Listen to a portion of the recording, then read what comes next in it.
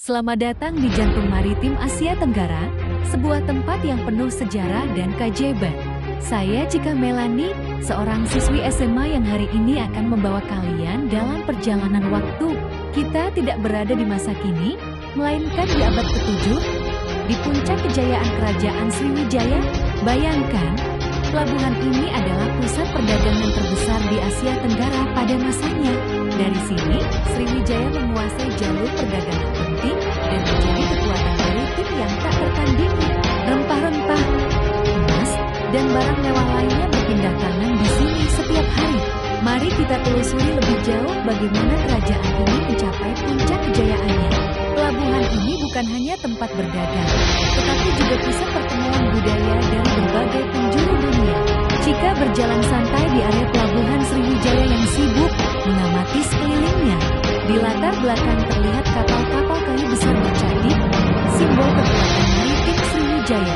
Jika berbicara langsung ke kamera, memperkenalkan dirinya sebagai siswi kelas X3, dia menjelaskan bahwa dia berada di abad ke-7, sebuah era yang penuh dengan penemuan dan perdagangan. Jika berjalan melewati pasar yang ramai di pinggir Sungai Musi, suasananya sangat hidup. Dia menyapa pedagang lokal, menunjukkan keramahan dan rasa ingin tahu. Tumpukan rempah-rempah eksotis terlihat di mana-mana. Aromanya memenuhi udara. Kamera mengikuti Cika saat dia berinteraksi dengan pedagang dari India. Kemudian, dia juga berinteraksi dengan pedagang dari Cina mengenakan hanfu. Ini menunjukkan keragaman interaksi budaya yang terjadi di Sriwijaya. Cika menjelaskan tentang penguasaan Selat Malaka sambil terus berjalan dengan gestur tangan. Selat Malaka adalah jalur vital yang menghubungkan timur dan barat.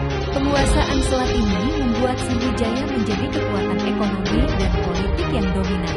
Kapal-kapal dagang dari berbagai negara harus melewati wilayah Sriwijaya. Ini membawa kekayaan dan pengaruh besar bagi kerajaan. Sriwijaya juga dikenal sebagai pusat pendidikan agama Buddha. Banyak biksu dari India dan Cina datang untuk belajar di sini. Sambil tetap berada di lingkungan Sriwijaya, Cika memberikan narasi tentang kerajaan lain. Seperti Kutai, kerajaan Hindu tertua di Indonesia, dengan prasasti rupanya. Lalu ada Tarumanegara di Jawa Barat, yang dipimpin oleh Raja Karnawarman. Dan tentu saja, Mataram kuno yang melahirkan mahakarya seperti Candi Borobudur, serta Candi Prambanan, simbol kejayaan Hindu di Jawa.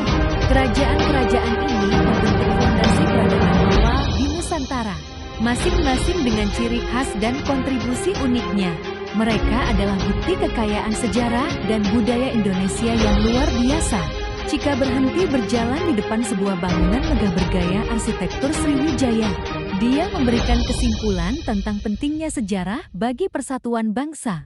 Sejarah bukan hanya tentang masa lalu, tetapi juga cerminan identitas kita. Memahami sejarah membantu kita menghargai keberagaman dan membangun masa depan. Kerajaan Sriwijaya mengajarkan kita tentang kekuatan maritim dan diplomasi. Sementara kerajaan Hindu-Buddha lainnya menunjukkan kekayaan budaya dan spiritual. Pesan Cika, mari kita lestarikan budaya dan sejarah bangsa ini. Karena dari sanalah kita belajar menjadi bangsa yang kuat dan berkarakter. Terima kasih sudah ikut dalam petualangan edukasi sejarah ini bersama saya. Sampai jumpa di petualangan sejarah berikutnya.